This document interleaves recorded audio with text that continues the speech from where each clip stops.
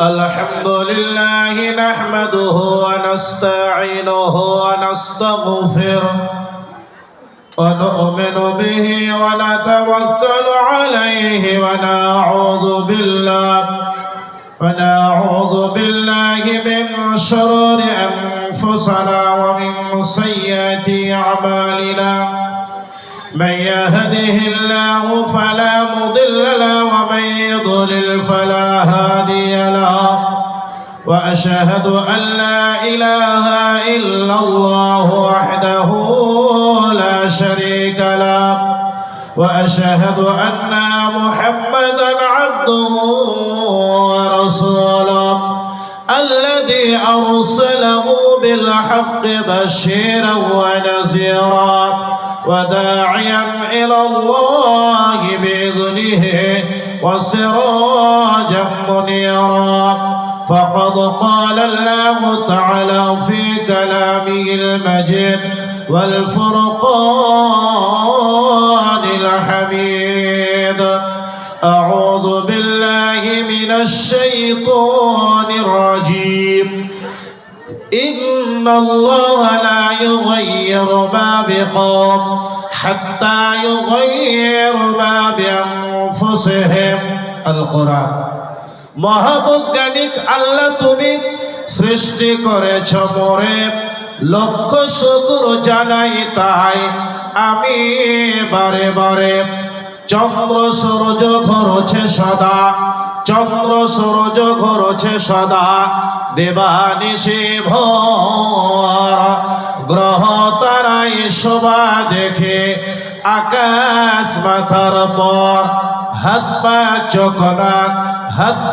চোখনাক সবে তোমার দান অন্তর থেকে উঠে কথা শ্রুতি লাগে কান যে মাটিতে ফসল ফলে অম্লতিক্ত ঝাল সেই মাটির উপাদান সাদা বেগুনি লাল মায়ের পেটে জন্মে শেষ জলের পেটে মাছ ভূমির পেটে কত সম্পদ লাখো রকম গাছ মেল নাই রে চেহারায় নাই রে গলার স্বরে অদ্ভুত তোমার কারিগরে দেখছি জীবন ভরে জগল সৃষ্টি করেছ সবার তাই তো সুন্দর ধরা একির লাগে অপরজনে হয় যে মা তোরা আত্মার মতো শক্তি তুমি রেখেছ গোপন করে তাই তো মোরা চেষ্টা করেও পারি না রাখতে ধরে ডাক্তার বদ্ধ কবিরাজ পাগল হয়ে যায় কোথায় থাকি আত্মা তাদের খোঁজে নাহি পায় সাগরের নোনা জল কেমনে মেঘের কোলে শোধন হয়ে পরে ধরায় সোনার ফসল ফলে আমরা বিজ্ঞানী পারি শোধ ভাঙ্গা গড়ার কাজ তোমার সৃষ্টি দেখলে মোরা পাই গো বড় লাজ সৃষ্টি লয়ে আবিষ্কারক মহাবৈজ্ঞানিক তুমি আকাশ বাতাস জুড়ে আছে সাগর মরুভূমি শ্রদ্ধেয় চলন্ত সভার সভাপতি মহাশয় উপস্থিত ওলামায়ে দ্বীন সম্মুখীন শ্রোতা মণ্ডলী পর্দার আড়ালের মা ও বোনেরা যাবতীয় প্রশংসা আল্লাহ সুবহানাহু ওয়া তাআলার জন্য যে আল্লাহ সুবহানাহু ওয়া তাআলা পৃথিবীতে যা কিছু সৃষ্টি করেছেন প্রত্যেকটি সৃষ্টি মানুষের কিছু না কিছু উপকারের জন্য সৃষ্টি করেছেন আর প্রত্যেকটা সৃষ্টির পেছনে আল্লাহ দয়া আল্লাহর করুণা কাজ করেছে আল্লাহ সুবহানাহু ওয়া তাআলা বলেছেন ওয়া রাহমাতি ওয়াসিয়াত কুল্লা শাই পৃথিবীতে এমন কোনো সৃষ্টি জগৎ নেই যেই সৃষ্টি জগৎটাকে আল্লাহ দয়া দিয়ে, আল্লাহর করুণা দিয়ে, আল্লাহর রহমত দিয়ে ঘিরে নেয়, তার দৃষ্টান্ত কোরআন থেকে আমি তুলে ধরেছি। আল্লাহ সুবহানাহু ওয়া তাআলা কোরআনুল কারীমের মধ্যে বলেছেন অশ-শামস ওয়াল কমারা দাইবিন। আল্লাহ সুবহানাহু ওয়া তাআলা চন্দ্র এবং সূর্যকে সৃষ্টি করেছেন, এইগুলো মানুষের অনুগত করে দিয়েছেন। বিজ্ঞানীরা বলেছেন যেখানে সূর্য রয়েছে তা থেকে যদি কিছুটা নিচে নেমে আসতো তাহলে গোটা পৃথিবী জ্বলে পুড়ে ভস্ম হয়ে যেত। বিজ্ঞানীরা বলেছেন যেখানে সূর্য রয়েছে তা থেকে যদি কিছুটা উপরে উঠে যেত তাহলে গোটা পৃথিবী, নদ নদী, খাল বিল, পুকুর পুষ্করিণীর পানিগুলো ওভারফ্লো হয়ে গোটা পৃথিবী প্লাবিত হয়ে যেত। তাহলে শুধু সৃষ্টি নয়, সৃষ্টির পেছনে আল্লাহর দয়া, আল্লাহর করুণা, আল্লাহর রহমত কাজ করেছে। সে আল্লাহ সুবহানাহু ওয়া তাআলার অসংখ্য প্রশংসা পাঠ করি আলহামদুলিল্লাহ। বিশ্বনবী, নবিকুল শিরোমণি, নবী দুজাহান, সৈয়দুল মুরসালিন, খাতামুন নবিয়্যিন, রাহমাতাল লিল আলামিন হযরতে মুহাম্মদ মুস্তাফা আহমদ মুস্তাফা সাল্লাল্লাহু আলাইহি ওয়াসাল্লামের উপরে আল্লাহ সুবহানাহু ওয়া তাআলার অসংখ্য দরুদ শান্তি বিবর্ষিত হোক। আল্লাহুম্মা আমিন। আল্লাহুম্মা সাল্লি আলাইহি, আল্লাহুম্মা বারিক আলাইহি। আমি আপনাদের সামনে কোরআনুল কারীম থেকে মাত্র একটি আয়াত পাঠ করেছি। সে আয়াতকে সামনে রেখে বর্তমান বিশ্বে মুসলমানদের অবস্থা এত করুণ কেন? বর্তমান বিশ্বে মুসলমানদের অবস্থা এত করুণ কেন? সেই সম্পর্কে কোরআন সেই সুন্দর আলোকে আমি আলোকপাত করব ইনশাআল্লাহ। সুবহানাকা লা ইলমা লানা ইল্লা মা আল্লামতানা ইন্নাকা আনতাল আলিমুল হাকীম। রব্বি ইয়াসসির ওয়া লা তুআসসির ওয়া তাম্মিম বিল খায়র। রব্বি ইশরাহ লি সাদরি ওয়া ইয়াসসির লি আমরি ওয়াহলুল উকদাতাম মিন লিসানি ইয়াফকাহু কওলি। রব্বি জিদনি ইলমা। দেশের সর্বত্র যে অশান্তি বিরাজ করছে, তো এই জন্য শিক্ষিত অশিক্ষিত, ধনী গরিব, পণ্ডিত মূর্খ সকলের মুখে শুনতে পাই আমাদের ঈমান নেই, আমাদের ধর্ম নেই। সেই জন্য আজকে আমাদের অবস্থা করুণ।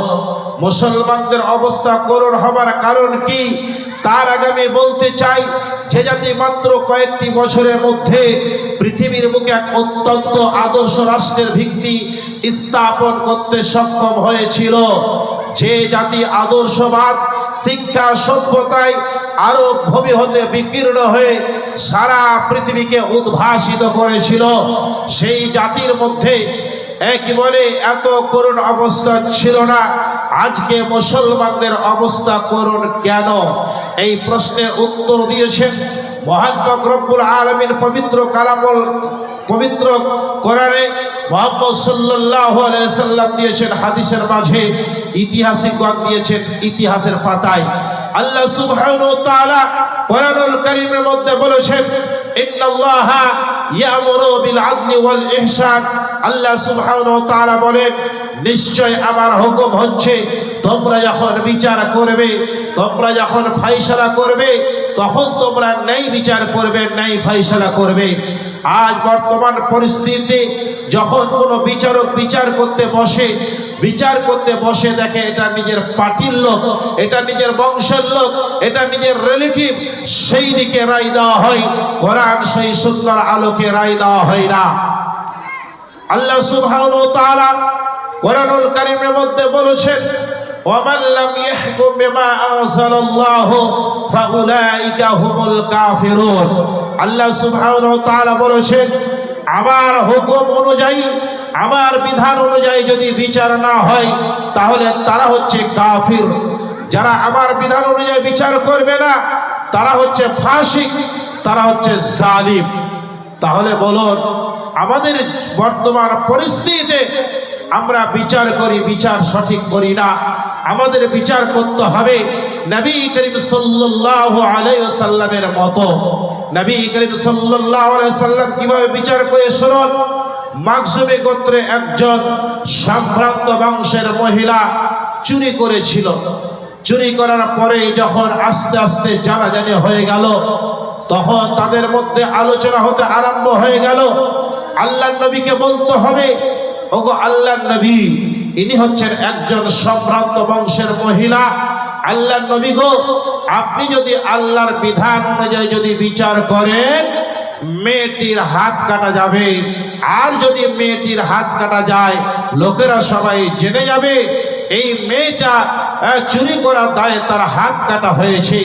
আল্লাহর নবী গো, ইনি হচ্ছেন সম্ভ্রান্ত বংশের মহিলা, এর কাছে কিছু টাকা পয়সা নিয়ে আপনি এর বিচারটা করে দেন। এই কথাটা আল্লাহর নবীকে বলবে কে? আল্লাহর নবীর পালিত পুত্র হযরতে যায়েদ রাদিয়াল্লাহু তাআলা আনহুর মাধ্যমে যখন আল্লাহর নবীকে বলা হয়েছিল, আল্লাহর নবী বলেছিলেন, ও সাহাবারা শোনো শোনো, ও যায়েদ শোনো শোনো, আজকে একজন সম্ভ্রান্ত বংশের মহিলা চুরি করেছে বলে তোমরা তার হাত কাটতে নিষেধ করেছ, আল্লাহর বিধান অনুযায়ী বিচার করতে নিষেধ করেছ। শোনো শোনো, ইতিপূর্বে লোকেরা ধ্বংস হয়ে গেছিল। যখন কোন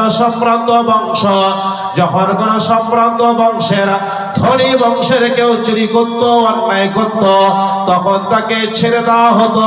যখন কোনো গরিব ব্যক্তি চুরি করত, অন্যায় করত, তার উপরে শাস্তির বিধান প্রয়োগ করা হতো। আল্লাহর কসম করে বলছি, আমার মেয়ে ফাতেমা যদি চুরি করত, তবুও তার হাত কেটে নিতাম, তবুও কোনো দ্বিধাবোধ করতাম না, আল্লাহর বিধান অনুযায়ী বিচার করতাম। চিন্তা করতে পেরেছেন?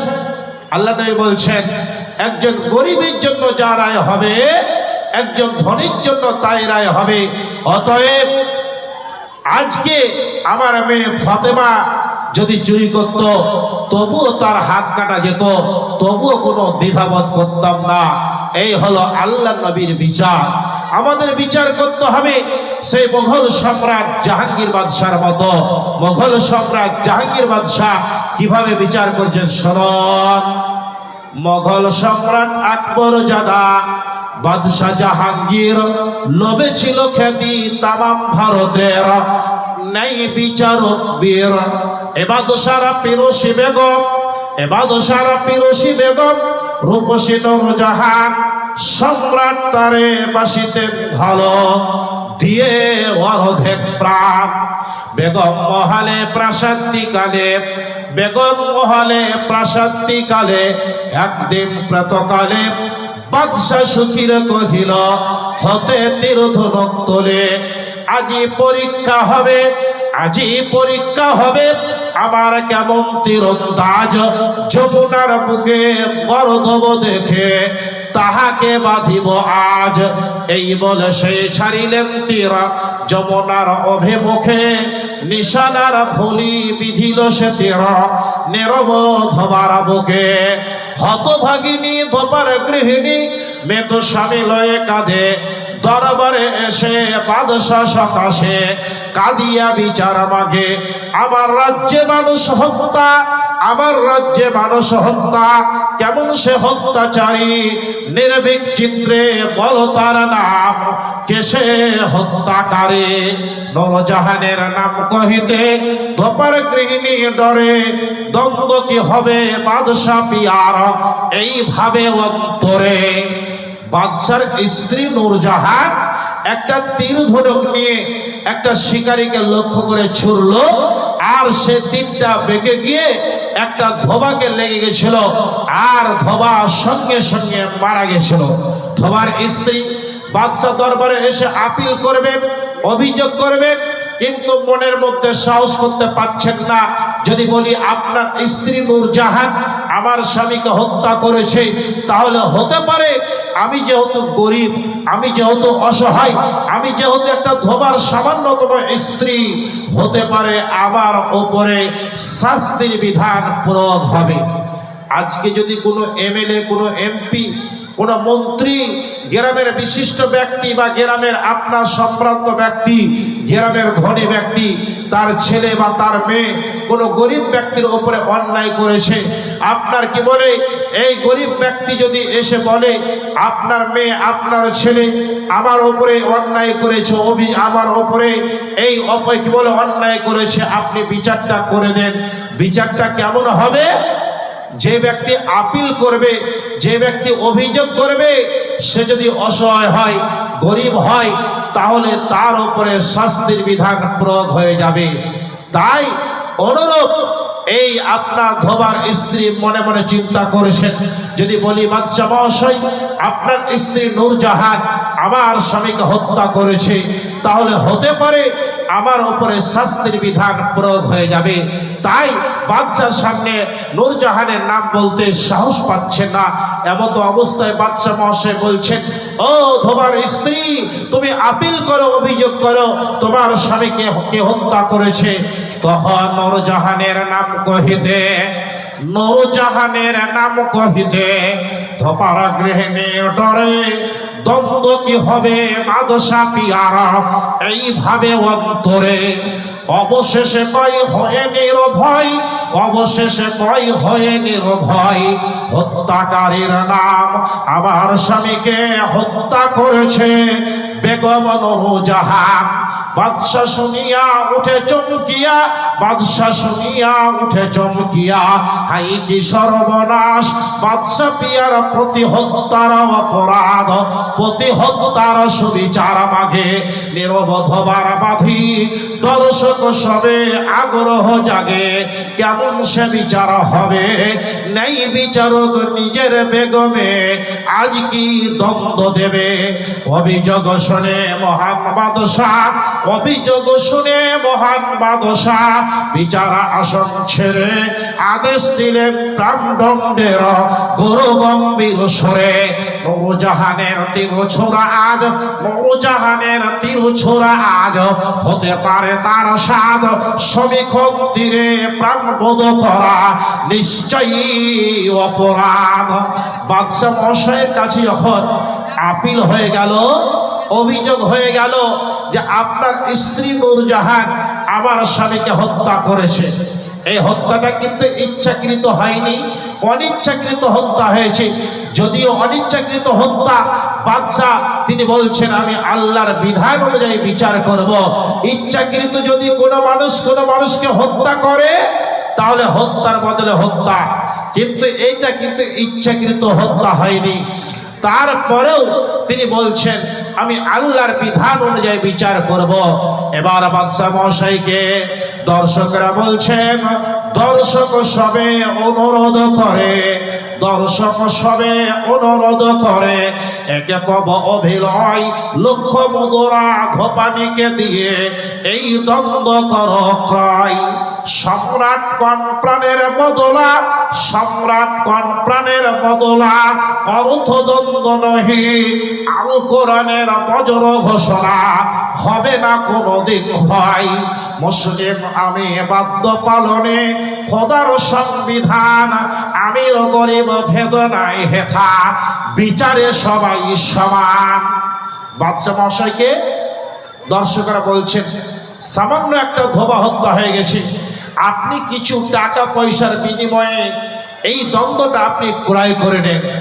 বাদশা বলছেন আল্লাহর বিধান হচ্ছে হত্যার বদলে হত্যা, যদিও এটা কেসাসের আওতায় পড়েনি, তবুও আমি আল্লাহর বিধান অনুযায়ী বিচার করব। একজন গরিবের জন্য যা রায় হবে, একজন ধনীর জন্য তাই রায় হবে। অতএব আমি আল্লাহর বিধান অনুযায়ী ফাইসালা শোনাতে চাই। তিনি এবার কি ফাইসালা শোনাচ্ছেন শুনুন। ধপানিকে কোন এই নাও তীর, তোমার সামনে আমি আমারে বাঁধিয়া নূরজাহানকে করো তুমি কাঙালিনী। যেহেতু তোমার স্বামীকে বেঁধেছে আমার নূরজাহান, তেমনি তুমি এই তীর দিয়ে বধ করো মোর প্রাণ। অস্ফুট স্বরে ধপা বধুকন শোনন মহারাজ, ধন্য তব মহান বিচারে মিটিয়াছে ফরিয়াদ। আপনার মতো নেই বিচারক, বেঁচে থাক যুগে যুগে আমার মতো শত বিধবা আমার মতো শত বিধবা সুবিচার পাবে। তবে বাদশাহ মহাশয় বলে তিনি রায় শুনিয়ে দিলেন, ও ধোবার স্ত্রী, তুমি তীর ধনুক নিয়ে তোমার স্বামীকে যেভাবে আমার স্ত্রী হত্যা করেছে, তুমি তীর ধনুকের সাহায্যে আমাকে হত্যা করে তুমি প্রতিশোধ নিয়ে নাও। বাদশাহ মহাশয় যখন এই রায় শোনালেন, সঙ্গে সঙ্গে ধোবার স্ত্রী বলছেন, বাদশাহ মহাশয়, আমি আপনাকে হত্যা করতে চাই না। আপনি যে রায় শুনিয়েছেন এই রায়ে আমি আনন্দিত, আমি আনন্দ পেয়ে গেছি। আমি আপনাকে ক্ষমা করে দিলাম, আপনার স্ত্রীকে ক্ষমা করে দিলাম। আপনার মতো যদি ন্যায় বিচারক বেঁচে থাকে, আমার মতো অনেক অসহায়, আমার মতো অনেক গরিব, আমার মতো অনেক কি বলে ধোবার স্ত্রী আপনার কাছে এসে ন্যায় বিচার পাবে। যদিও এটা কেসাসের আওতায় পড়েনি, কিন্তু কেসাসের আওতায় পড়লে যে বিচারটা হতো, যে আপনার রায়টা হতো, ওই রায়টা তিনি শুনিয়েছিলেন। বর্তমান পরিস্থিতিতে আমাদের সমাজে ন্যায় বিচার নাই বললেই চলে, যার কারণে আজকে আমাদের অবস্থা করুণ। আমাদের অবস্থা করুণ হয়েছে। কোরআনুল কারীমের মধ্যে আল্লাহ সুবহানাহু ওয়া তাআলা বলেছেন, ইয়া আইয়ুহাল্লাযীনা আমানু ইজতানিবু কাসীরাম মিনাজ-যন্ন ইন্না বা'দাজ-যন্নি ইসমুন ওয়া লা তাজাসসু ওয়া লা ইয়াগতাব বা'দুকুম বা'দা। আল্লাহ সুবহানাহু ওয়া তাআলা কোরআনুল কারীমের মধ্যে বলেছেন, হে মুমিনগণ, তোমরা ধারণা করো না, তোমরা আন্দাজ করো না, তোমরা ধারণা করো না, অধিকাংশ ধারণা কাবিরা গুনাহ। আজ বর্তমান পরিস্থিতিতে আমরা ধারণা করে বসি, আমার বাড়ির পাশে যদি পুলিশ আসে, আমার বাড়ির পড়োশির বাড়িতে যদি পুলিশ আসে, তাহলে আমরা ধারণা করি নিশ্চয় এই বাড়িতে অন্যায় হয়েছে বা অন্যায় করেছে। অন্যায় না করলে কেন পুলিশ আসবে? এটাও তো হতে পারে। এই বাড়ির কোনো ব্যক্তি পাসপোর্ট করতে দিয়েছেন, ডিআইবি ভেরিফিকেশনের জন্য পুলিশ এসেছে, এটাও তো হতে পারে। সরকারি চাকরি পেয়েছেন, যার কারণে পুলিশ ভেরিফিকেশনে এসে, এটাও তো হতে পারে। কিন্তু আমরা ধারণা করি উল্টাটাই। আল্লাহ বলেছেন, তোমরা ধারণা করো না, আর তোমরা গোয়েন্দাগিরি করো না, আর তোমরা একে অপরের পরনিন্দা পরচর্চা করো না। আজ বর্তমান পরিস্থিতিতে এই পরনিন্দা পরচর্চা এমনভাবে ছেয়ে গেছে, যেটা বলে প্রকাশ করা যায় না। পরনিন্দা পরচর্চাটা কি? কোনো ব্যক্তি চুরি করেছে, দেখা গেল আব্দুর রহমান বা আব্দুল সত্তার, আব্দুল খালিক, আব্দুল মালিক, আমিনা, মুমিনা, খাদিজা, এরা কেউ আপনার চুরি করেছে বা কোনো একটা অন্যায় কাজ করেছে, ব্যভিচার করেছে। তো সমাজের সামনে কোনো ব্যক্তির সামনে আপনি প্রকাশ করেছেন যে আব্দুর রহমান চুরি করেছে, সত্যি সত্যি চুরি করেছে, কিন্তু তারপরেও আপনি কারো সামনে ওটা প্রকাশ করতে পাবেন না। এটাই হলো পরনিন্দা পরচর্চা। আল্লাহ নবী হাদিসের মধ্যে বলেছেন, কোনো ব্যক্তি যদি পরনিন্দা পরচর্চা করে, এই পরনিন্দা পরচর্চা ব্যভিচার চাইতো মারাত্মক। এই পরনিন্দা পরচর্চা আপনার কোনো মানুষকে অন্যায়ভাবে হত্যা করলে যে পাপ, তার চাইতো মারাত্মক। কি করে মারাত্মক? একটু আমি আপনাদের সামনে তুলে ধরেছি। একজন ব্যক্তি ব্যভিচার করেছে। ব্যভিচারটা কিভাবে হয়? বিয়ে হয়নি কোনো নারী বা পুরুষের, ওই নারী পুরুষ আপনার কোনো হোটেলে গিয়ে, কোনো আপনার নির্জন জায়গাতে গিয়ে দরজা জানলা বন্ধ করে তার মধ্যে প্রবেশ করে শরীরের যাবতীয় পোশাককে খুলে দিয়ে মিলন করে, এই নাম হলো আপনার ব্যভিচার বা জেনা। আর আপনার কোনো ব্যক্তির অনুপস্থিতিতে তার সম্পর্কে আপনার তার মধ্যে যে খারাপ বিষয়, এই খারাপ বিষয়টা কারোর সামনে প্রকাশ করা, এটা হচ্ছে গীবত। তো এই গীবত আপনার ব্যভিচার চাইতো মারাত্মক। গীবতটা সূক্ষ্মভাবে হয়ে থাকে, বাজারে বসে, ঘাটে বসে, ঘরে বসে, আপনার মসজিদে বসে আমরা করি কি, তারপরে চায়ের দোকানে বসে গিয়ে আমরা গীবত করি। আর ব্যভিচারটা কিন্তু ওইভাবে হয় না। ব্যভিচারটা আপনার গ্রামের কি বলে কোনো একটা নির্জন জায়গা বা কোনো হোটেলে গিয়ে কোনো ঘরে গিয়ে আপনার এইভাবে ব্যভিচার হয়ে থাকে। আল্লাহ নবী সাল্লাল্লাহু আলাইহি সাল্লাম বলেছেন, ব্যভিচার চাইতো মারাত্মক এই পরনিন্দা পরচর্চা। কোন ব্যক্তি ব্যভিচার করেছে, আল্লাহর কাছে সেই যদি ক্ষমা চেয়ে নাই, আল্লাহ সুবহানাহু ওয়া তাআলার ইচ্ছা যদি হয় তাকে আল্লাহ ক্ষমা করে দেবেন। কোন ব্যক্তি যদি অন্যায়ভাবে কাউকে হত্যা করে, আল্লাহর যদি ইচ্ছা হয় আর যদি সেই ব্যক্তি আল্লাহর কাছে ক্ষমা চায়, আল্লাহ সুবহানাহু ওয়া তাআলা তাকে ক্ষমা করে দিতে পারেন। কিন্তু আপনি কারো পরনিন্দা পরচর্চা করেছেন, আল্লাহর কাছে আপনি যদি ক্ষমা চান, আল্লাহ আপনাকে ক্ষমা করবেন না। কতক্ষণ ক্ষমা করবেন না? আল্লাহর নবী হাদিসের মধ্যে বলেছেন, যার আপনি পরনিন্দা পরচর্চা করেছেন সেই ব্যক্তির কাছে যতক্ষণ ক্ষমা না চাইবেন, সেই ব্যক্তি আপনাকে যতক্ষণ ক্ষমা না করবে, আল্লাহর কাছে ক্ষমা না চাইলে আল্লাহ আপনাকে ক্ষমা করবেন না। যে ব্যক্তি ব্যভিচার করেছে আল্লাহর কাছে ক্ষমা চেয়ে নিল, ক্ষমা হয়ে গেল। আর যে ব্যক্তি গীবত করেছে, এই ব্যক্তি করলো কি, যার গীবত করেছে তাকে গিয়ে বলছে, ভাই আমি আপনার গীবত করেছি, পরনিন্দা পরচর্চা করেছি, আমি আলেম ওলামার মুখে শুনেছি এই পরনিন্দা পরচর্চা যার করা হয়েছে তার কাছে ক্ষমা না চাইলে আল্লাহ ক্ষমা করবেন না। অতএব আমি তোমার কাছে ক্ষমা চাইছি, তুমি আমাকে ক্ষমা করে দাও। সে ব্যক্তি তাকে ক্ষমা করে দিলেন। তাহলে আল্লাহর কাছে এবার সেই ব্যক্তি ক্ষমা চাইছে, যে ব্যক্তি পরনিন্দা পরচর্চা করেছিল, যার করেছিল তার কাছে ক্ষমা চাইল, আল্লাহর কাছে ক্ষমা চাইল। ক্ষমা চাওয়ার পরে এই দিকে আপনার যে ব্যভিচার করে সেই ক্ষমা চেয়েছে, আর এই দিকে যে পরনিন্দা পরচর্চা করেছে সেও ক্ষমা চাইল। তারপরেও আল্লাহ নবী বলছেন, এই পরনিন্দা পরচর্চা ব্যভিচার চাইতো মারাত্মক। কি করে? আপনি ঘাটে বসে, বাজারে বসে, চায়ের দোকানে বসে 5 জনের সামনে প্রকাশ করেছেন যে এই ব্যক্তি চুরি করেছে, ওই 5 জন আর 5 জনের সামনে বলেছে, আর ওই 10 জন আর 10 জনের সামনে বলেছে। এইভাবে করতে গিয়ে একটা নেটওয়ার্ক তৈরি হয়ে গেছে।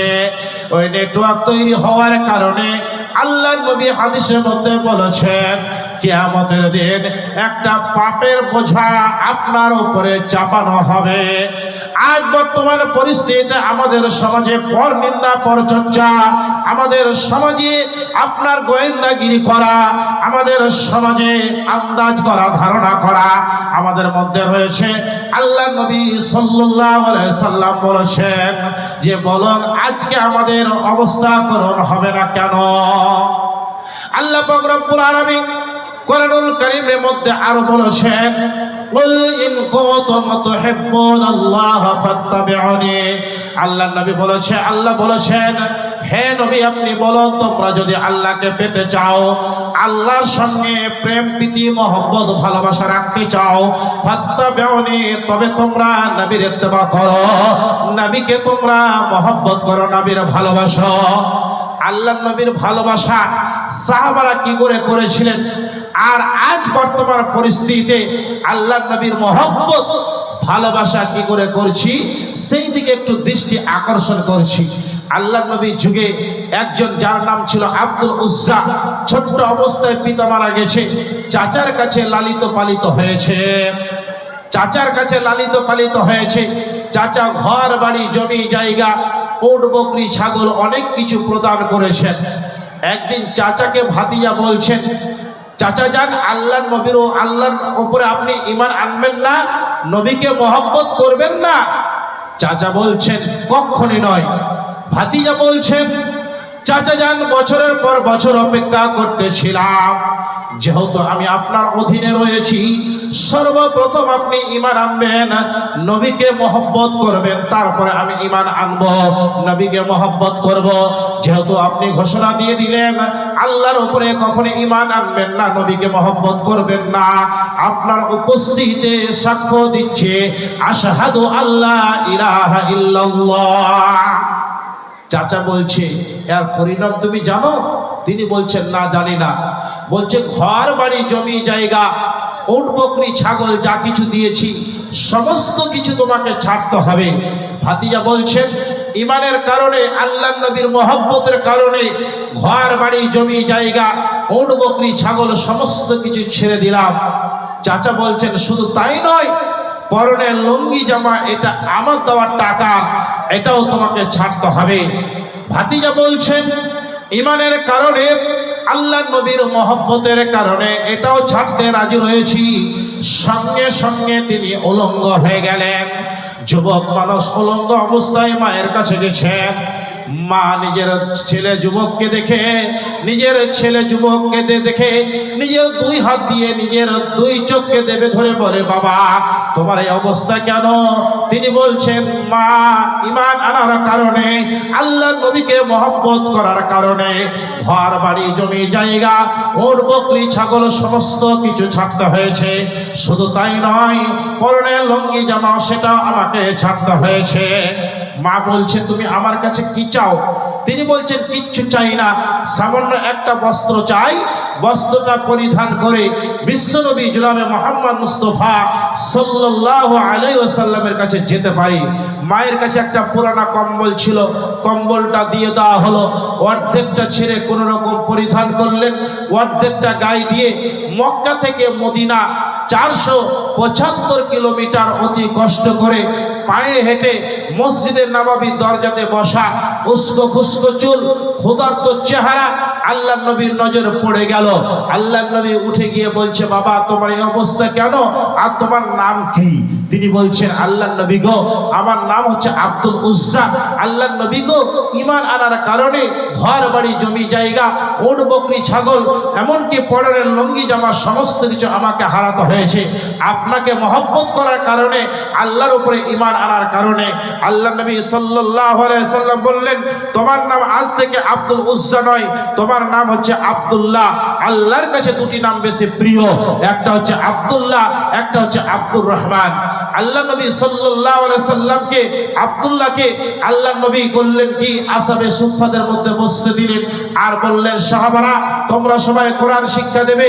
আল্লাহ নবীর সাহাবারা করলেন কি, আসহাবে সুফফারা করলেন কি, আব্দুল্লাহকে কোরআন শিক্ষা দিলেন।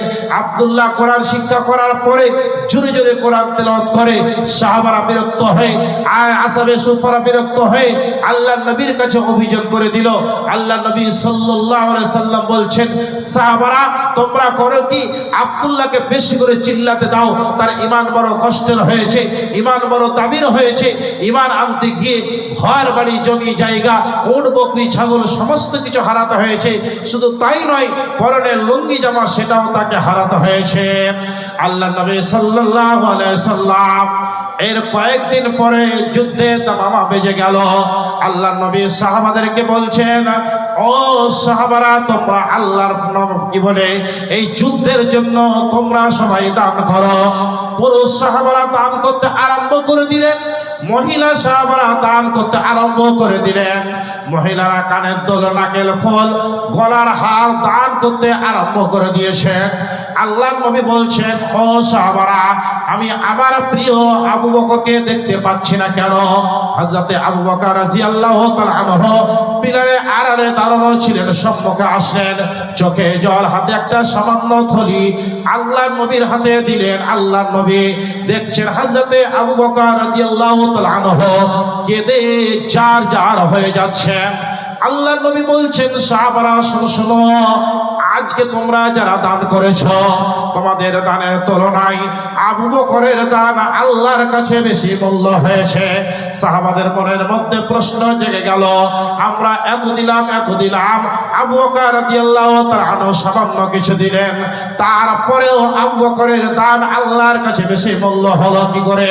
আল্লাহ নবী বলছেন, ও সাহাবী তুমি কি দান করেছো, কি রেখে এসেছো? একজন সাহাবী বলছেন, আল্লাহ নবী গো আমার যাবতীয় সম্পদ বলতে, আল্লাহ নবী গো আমার যাবতীয় সম্পদ বলতে যা রয়েছে সমস্ত সম্পদকে একত্রিত করার পরে 6 ভাগ করে 2 ভাগ দান করেছি, 4 ভাগ রেখে এসেছি। আরেকজন সাহাবীকে আল্লাহ রাসূল জিজ্ঞাসা করেছেন, ও সাহাবী তুমি কি দান করেছো, কি রেখে এসেছো? সাহাবী বলছেন, আল্লাহ নবী গো আমার যাবতীয় সম্পদ বলতে যা বোঝায় সমস্ত সম্পদকে একত্রিত করার পরে 5 ভাগ করে 1 ভাগ দান করেছি, 4 ভাগ রেখে এসেছি। এইভাবে করতে করতে সমস্ত সাহাবার বলা হয়ে গেল। শেষের বেলায় আল্লাহ নবী হযরতে আবু বকর রাদিয়াল্লাহু তাআলা আনহুকে জিজ্ঞাসা করেছেন, আবু বকর তুমি কি দান করেছো, কি রেখে এসেছো? হযরতে আবু বকর রাদিয়াল্লাহু তাআলা আনহু বলছেন, আল্লাহর নবী গো, আমার যাবতীয় সম্পদ বলতে যা বোঝায় সমস্ত সম্পদকে একত্রিত করার পরে আল্লাহর নবীর কাছে এসে দিয়ে দিয়েছি। আমার বাড়িতে আল্লাহ এবং তার রাসূল বাকি রয়েছে। আল্লাহর নবী থলিটা ঝাড়লেন, দেখলেন অল্প কিছু জব আর কয়েকটা দিরহাম। এখান থেকে সাহাবাদের কোনো বুঝতে অসুবিধা হলো না। আল্লাহর নবী যে ঘোষণা করেছিলেন আবু বকরের দান আল্লাহর কাছে বেশি মূল্য হওয়ার কারণ, এর কয়েকদিন পরে আল্লাহর নবী সাহাবাদের প্রস্তুত করেছেন যুদ্ধের ময়দানে নিয়ে যাওয়ার জন্য। আল্লাহর নবী সাহাবাদের প্রস্তুত করলেন, সাহাবাদের নিয়ে বের হলেন। প্রতিমধ্যে আব্দুল্লাহ আল্লাহর নবীর সামনে এসে দণ্ডায়মান। আল্লাহর নবীকে বলছেন, আল্লাহর নবী গো, আমি এমন একজন গরিব সাহাবী, এই যুদ্ধের জন্য কিছু দান করতে পারিনি, আপনি আমার জন্য দোয়া করে যাতে করে আমি এই যুদ্ধে শাহাদাত বরণ করতে পারি। আল্লাহর নবী বলছেন, আব্দুল্লাহ গাছের একটা বাকুল নিয়ে এসো। গাছের একটা বাকুল আনা হলো।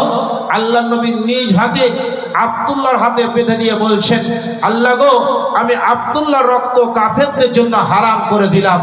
আব্দুল্লাহ কেঁদে জার জার হয়ে যাচ্ছে আর বলছেন, আল্লাহর নবী, আমি চাইলাম এই যুদ্ধে শাহাদাত বরণ করতে, আর আপনি আমার রক্ত কাফেরদের জন্য হারাম করে দিলেন। আল্লাহর নবী বলছেন, আব্দুল্লাহ রে শোন শোন, তোর যদি এখন মৃত্যুটা জ্বরের মধ্যে হয় তবু আল্লাহ তোর শাহাদাত নসিব করে নেবেন। আল্লাহ নবী যুদ্ধে চলে গেলেন, সাহাবারা যুদ্ধে চলে গেলেন। যুদ্ধ হয়ে গেল। যুদ্ধের কয়েকদিন পরে আল্লাহ নবীর কাছে খবর হলো আব্দুল্লাহ জ্বরে আক্রান্ত হয়ে ইন্তিকাল করেছেন। আল্লাহ নবী বলছেন, সাহাবারা শোনো শোনো, তোমরা আব্দুল্লাহ দাফনের ব্যবস্থা করো। রাত্রি বেলায় দাফনের ব্যবস্থা করা হলো। কবরের মধ্যে একজন দণ্ডায়মান, দুইজন ব্যক্তি লাশ বহন করে আনতেছেন, আর কবরের পাশে একজন টিম লাইট নিয়ে দাঁড়িয়ে রয়েছেন। কবরের মধ্যে যিনি দণ্ডায়মান তিনি বলছেন, লাশ বহনকারীরা শোনো শোনো, আব্দুল্লাহর সঙ্গে আদব করো, আব্দুল্লাহর সঙ্গে বেয়াদবি করো না। কবরের মধ্যে যিনি দণ্ডায়মান তিনি আর কেউ নন, তিনি হচ্ছেন বিশ্বনবী জনাবে মুহাম্মদ মুস্তাফা সাল্লাল্লাহু আলাইহি ওয়াসাল্লাম। দুইজন ব্যক্তি লাশ বহন করে আনতেছিলেন। দুইজনের মধ্যে একজন হচ্ছেন হযরতে আবু বকর রাদিয়াল্লাহু তাআলা আনহু, আর আরেকজন হচ্ছেন হযরতে ওমর রাদিয়াল্লাহু তাআলা আনহু। আর কবরের পাশে যিনি টিম লাইট নিয়ে দাঁড়িয়ে রয়েছেন তিনি হচ্ছেন হযরতে বেলাল রাদিয়াল্লাহু তাআলা আনহু। কবর সম্পন্ন হয়ে গেল।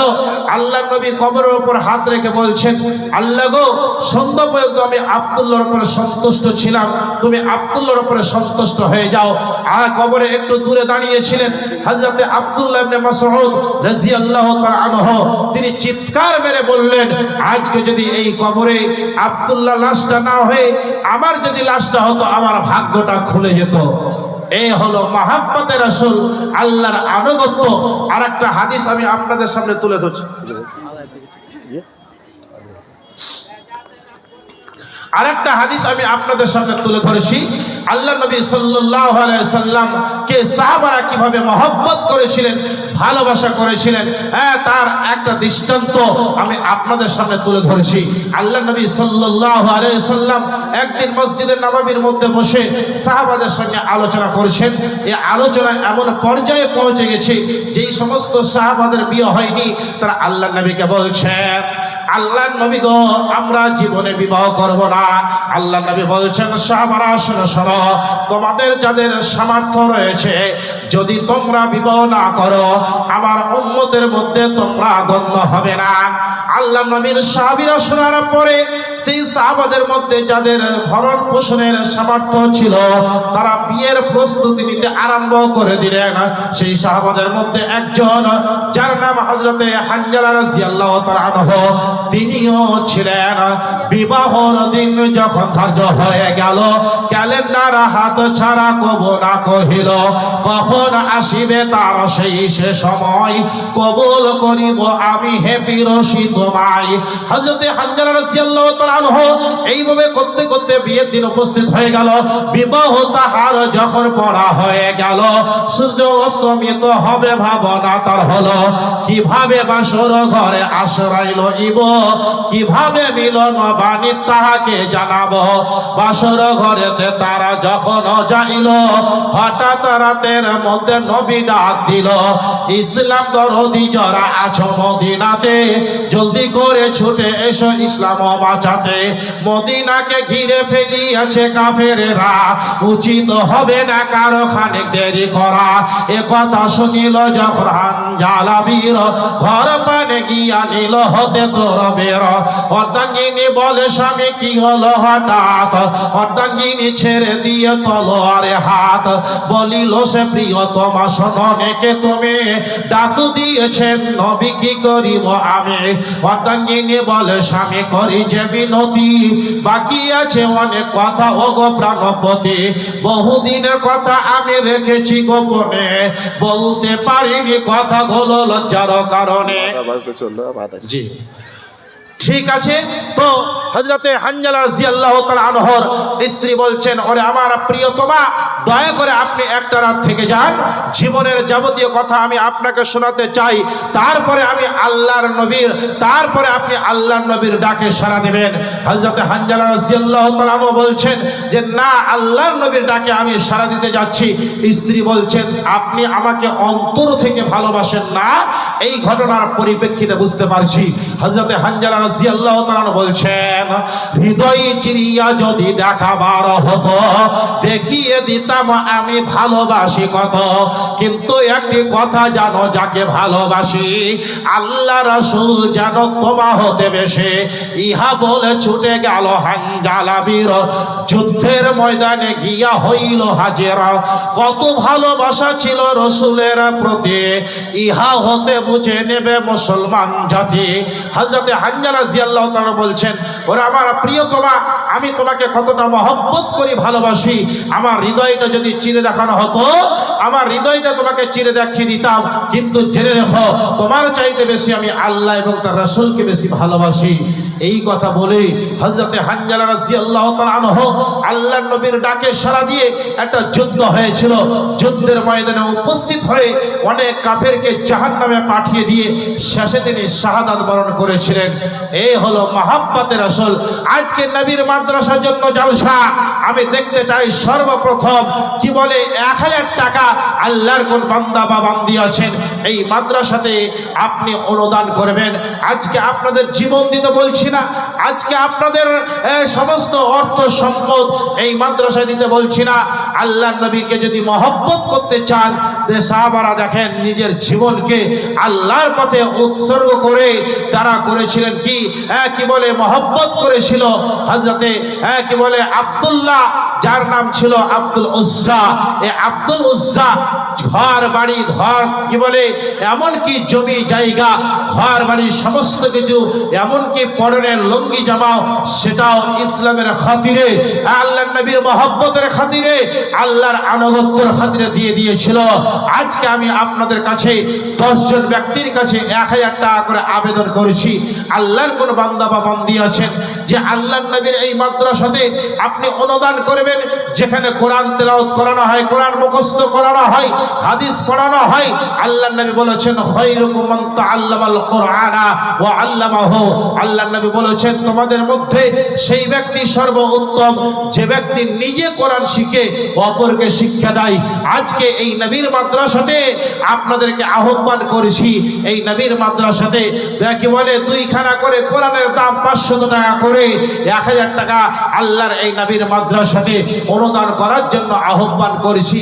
অনেকের মাতা মারা গেছে, অনেকের পিতা মারা গেছে, অনেকের ছেলে মারা গেছে, মেয়ে মারা গেছে, অনেকের ভাই মারা গেছে, অনেকের পোতা পতি নাতি নাতনি মারা গেছে। তাদের উদ্দেশ্যে এই নবীর মাদ্রাসাতে আপনাদেরকে আহ্বান করেছি, 1000 টাকা করে 20 জন ব্যক্তি একটু চটচট করে এগিয়ে আসুন তো দেখি। যেই মা আপনাকে কত কষ্ট করে লালন পালন করেছিল, যেই মা আপনাকে কত কষ্ট করে গর্ভে ধারণ করেছিল, আজকে আমাদের যাদের মা নেই সেই মায়ের জন্য 1000 টাকা আমি আবেদন করছি। কি নাম? মানির আলম। মনির আলম। বাবা মা আছে? বাবা মা বাচ্চার জন্য অসুস্থ। হ্যাঁ, বাবা মা আছে বেঁচে, জি। বাচ্চা অসুস্থ আছে। আচ্ছা, মানির আলম বাবা মা বেঁচে আছেন, বাচ্চা অসুস্থ, 1500 টাকা দান করেছেন, 1500 টাকা। মানির আলম নাম দেখো বান্দা যে আসিল, পরিমাণে 1500 দিল। যে আশা ভরসা নিয়ে করিয়াছে দান, উদ্দেশ্য তাহারা আল্লাহ করগ পূরণ। দোয়া করে যাই আমি মানির আলম, কারণ মানির আলমকে দাও আল্লাহ সুখের জীবন। ট্রেন বাসে অহরহ অ্যাক্সিডেন্ট হয়, এ বিপদ হলে বলে বাঁচা বড় দায়ী। তাই দোয়া করি আল্লাহ তোমার কাছেতে, বাঁচাইয়া নিও আল্লাহ এ বিপদ হতে। আল্লাহ গো, মানির আলমের ছেলে অসুস্থ রয়েছে, অসুস্থতাকে আল্লাহ তুমি দূরভূত করে দাও। আল্লাহ গো, তুমি হচ্ছে ডাক্তারের ডাক্তার। আল্লাহ গো, মানির আলমের পিতামাতা আত্মীয় স্বজন যারা বেঁচে রয়েছেন সকলের উপরে তুমি দয়া বর্ষণ করো, সকল প্রকার আপদ বিপদ থেকে নিরাপত্তা দান করো। এ দানিকে দুনিয়াতে দাও সুখ শান্তি, ক্ষমা করো আল্লাহ তার যত ভুল ভ্রান্তি।